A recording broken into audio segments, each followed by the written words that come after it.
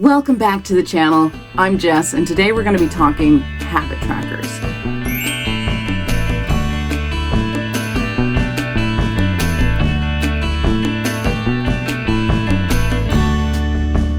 Welcome back to the channel. I'm Jess, and today we're going to be talking habit trackers. What do you put into your planner? Does everybody do the same thing? Do you have to track everything every day, every week, every month?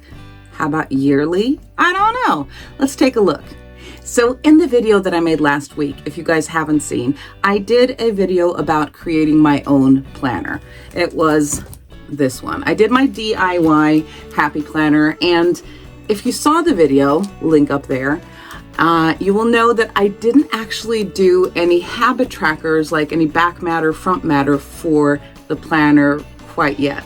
The reason for this was I really wanted to make sure that I knew what I wanted and that I didn't rush anything. When it comes to habit trackers, some things you might want to track daily, some things you might want to track weekly, some things maybe you just want to track them monthly or even yearly. So I was thinking last episode about what things would I possibly want to add, and then how am I going to design the different pages and things like that. So this is what I came up with. There are certain things going on this year that I find really exciting. So I love watching Sarah Cannon over at Heart Breathings, and she's been talking about doing, I think she called it Project 49 or something like that. For me, I'm turning 45 this year. So for me, I'm calling my sort of overreaching project, Project 45. I know, it's so original, but either way, I thought it was a really great concept. The idea of how can I be my best self at the point where I am now? Like, how can I do that throughout the year, and having it sort of as a overreaching goal for 2025. I am going to be giving myself 2 years, honestly. So I'm going to be giving myself this year until I reach 45, and then my entire year of being 45, because some things are going to take longer and some things might go faster. But I have a process of how I want to set up my goals for these things. And since I'm a life coach, I like, there's some tools and there are things that I have to kind of evaluate things, review different parts of my life, how I would like to improve in different areas, and just kind of looking back at where I have been in life before and being realistic. Because if I'm going to be completely honest here, which is always a good thing, when I was younger, I studied musical theater, and dance was a huge part of my life, and I loved running. And now I use a walker. So there's a pretty big discrepancy on my physical abilities now as opposed to when I was in my 20s and 30s. Like, a lot of things have happened. I didn't have, or at least I wasn't diagnosed with Crohn's disease before. So there's a lot of things that I kind of have to figure into the equation nowadays. I think a big problem and a reason that I've always been very hesitant when it comes to New Year's Eve, like New Year's resolutions and things like that. And there's that whole, I'm gonna, gung-ho beginning of the year, I'm gonna be my best me. And we kind of have this idea that we're gonna be there right away. It's like, okay, I'm gonna wake up tomorrow morning, January 1st. Now it's not January 1st. We're midway through January, but you know what I mean. We have this idea that I'm gonna wake up tomorrow and I am going to have all of these habits and do all of these things that I wish that I did, but I don't do them now. And I think a lot of times we kind of fall flat because that's not who I am. I'm not the kind of person that goes and exercises every day or plans meals perfectly, nutrition and all of that. Like, let's be honest, people. There's a lot of reasons why I am not at my top right now. So what I wanted to do, and the first tool that I'm going to be using throughout my special project, is the sort of circle of levels, and trying to evaluate where I'm at now. I'll show you guys a picture of the tracker that I'm using for that. So what I'm doing is I'm filling out the circle and going from the inside to the outside. Like the smallest circle is a 1. That's like the worst. Like that's where I would consider like this is really bad right now. This area of my life right now is crapperdoodles. And 10 would be like the ultimate of awesome, basically. And a lot of times, if we're completely honest with ourselves, maybe things are not at a 10, but maybe things are not at a 1 either. And trying to be sort of honest at what number you would evaluate yourself at being now, and where was my ultimate this lifetime. Evaluating the different aspects of the circle, the different pieces of the pie, sort of. And the first one was health. So on a scale of 0 to 10, where do I think, like during my life, where was I at the highest? I don't think I was ever like Olympian. I was never Olympian. So I was never at a 10, but maybe I think I would say that during my like peak of health ever, I think I was probably at a 7, probably somewhere there at a 7. I would say a 7. There's always been room for improvement. I'll put it that way. But a 7 today, as opposed to a 7 when I was in my more athletic and spry years, is a different thing.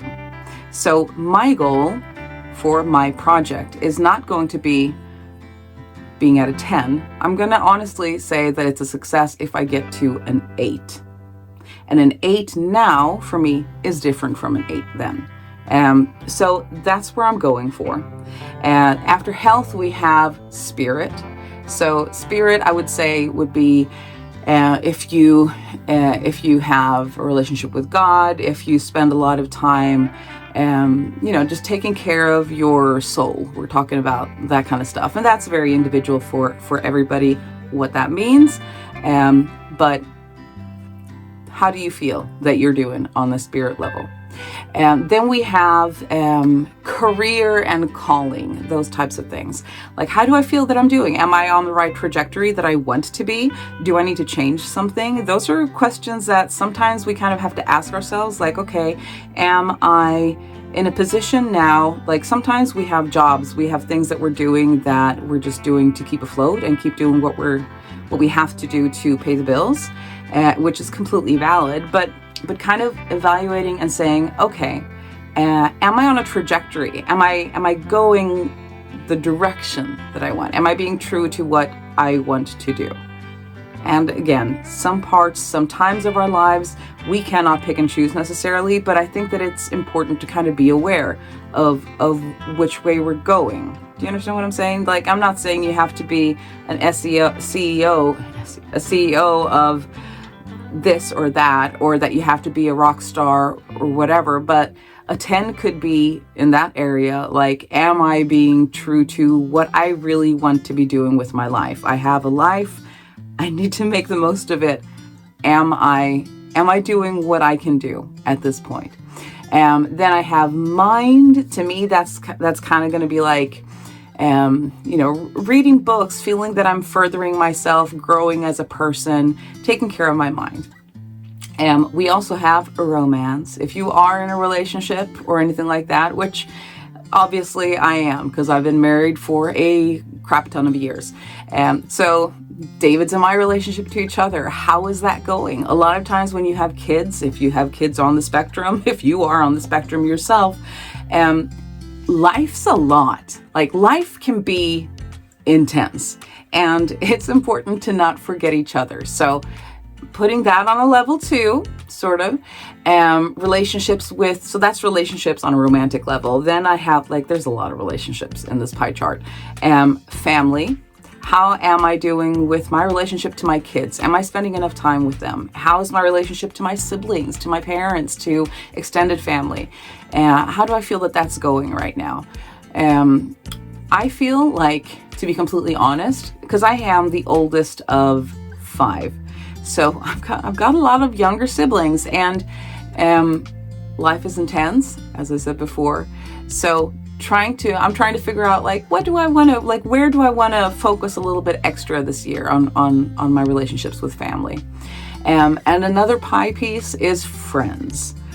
To be completely honest, I think that's a place where I can definitely improve, like working on my relationships with my friends.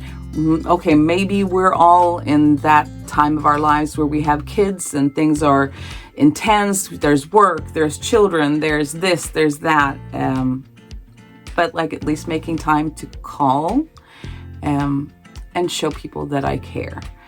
I mean, like a lot of times it might not necessarily be having to throw a big shindig. It could just be a phone call.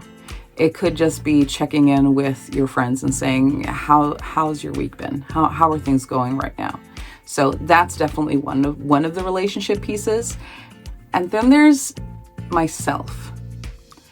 And I think that is something that a lot of times we forget. Like, how's my relationship with myself? Am I being kind to myself? Because a lot of times we forget to be compassionate and to be kind with ourselves. So that is something that I think also is very important to be working on. Like, how am I doing with myself? Am I being honest in my own reactions and my own feelings about different situations?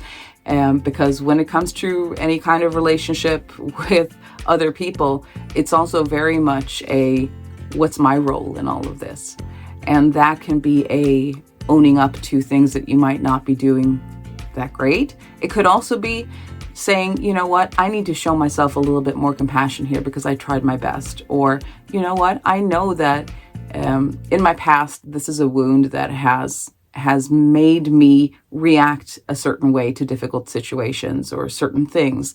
Just showing compassion and being honest and knowing myself. So that is another piece. So what I'm doing here is not, okay, I'm going to go from 0 to 10. It's taking things one step at a time. So basically, if I say, for example, that on my health scale right now, I would probably grade myself as a 3. I think that things have been really difficult with my Crohn's disease, my fibromyalgia, my arthritis, and everything that comes with the many different illnesses and things that I have. So instead of saying, okay, I want to be at a 10, if I'm at a 3 now, for next month, I'm going to be saying, okay, what can I do to be at a 4? Like, what would that look like? Because that is so much easier than saying 0 to 100. You know what I mean? Like just saying, okay, I'm not gonna expect myself to wake up and be like, boom, I'm the man, woman, whatever. But what can I do to be at a 4? And to every month, I'm kind of going to be going around the circle and saying, this is where I was. If I'm at a 3, what do I need to get to a 4? If I'm at a 5, what can I do in my relationship with family to be at a 6? What could I do in my relationship with my romantic partner to be at a 7 or 8 or wherever you're at? And just kind of letting it be one step at a time. Because I think that if we're talking things to be sustainable, it has to be smaller pieces getting to a lasting result, as opposed to making these big, grandiose New Year's resolutions and then in February feeling like I just fell flat, I sucked, I was going to be healthy, and all I managed to do was eat chocolate. It's going to happen. Chocolate is going to happen. But I'm just saying, like, showing compassion, not expecting too much, but also saying, okay, I do want to be on a trajectory towards doing where I want to be, going where I want to be, doing what I want to do with my life. So this is kind of where my plan is right now in that aspect. So I am going to want to be tracking what books I have read throughout the year, what TV shows that that I've watched throughout the year, and I'm actually going to rate them. Not necessarily the ones that I have seen before, but like, what did I think about them? So I've put in like a 5-star tracker just for fun, just to say, okay, I watched this show, this is what I thought about it. And I think that that's kind of a fun thing. I'm also putting in a movie tracker, and it might look like a lot of movies here, but the thing is, I know that certain times of year, I will be watching a lot of movies. Like Halloween, October, I have a giant list of movies that I watch. Around Christmas time, I also have movies that I watch like every year, or movies that, like, it's just the time of year where I watch a lot of movies. Spring and summer, not as much at all. So I've got a movies tracker, a TV show tracker, a books that I've read tracker. And I don't think I actually put in like a review of those books, but that might actually be something that I put in as well. But filling in like the books that I've read this year is really fun. I added something new that I thought was really fun. This year, I've put in a moments of gratitude this year. So all of the trackers that I've put into the back of the planner are yearly trackers, like these are the movies, these are the TV shows, whatever. But I put a moments of gratitude this year. And I think that that's really going to be fun to say, you know what? I want to stop up a little bit more often and be grateful for situations, or be like, wow, this was so cool. But also documenting them and being able to look back at them. Because it's one thing to sort of stop in the moment, and I think that that's really important, to stop and be present and be grateful and thankful in the moment, but also to sort of keep a journal of it and to be able to look back over the year and say, wow, 2025 was a year where this happened and that happened and this person said this and that really meant a lot. So that's sort of kind of a overview of the year. That's a yearly tracker. Every month, however, I am also going to be both starting the month with a setting goals kind of page, as well as ending the month up with a monthly review. Like, how did I do with those goals that I set up? What did I learn from it? What can I do better? And I think that that's a really important thing to say. Like, okay, what went well? Acknowledging the things that really went well this month. What didn't go so good? And why didn't they go so good? Why didn't that not work out quite the way that I had thought or hoped or wanted? And what can I do instead? I think that that's really important. And I'm also kind of putting in a words of compassion to myself at the end of the month as well, because I think that that kind of plays into my little pie chart thing and my relationship with myself. Like, what would I tell myself?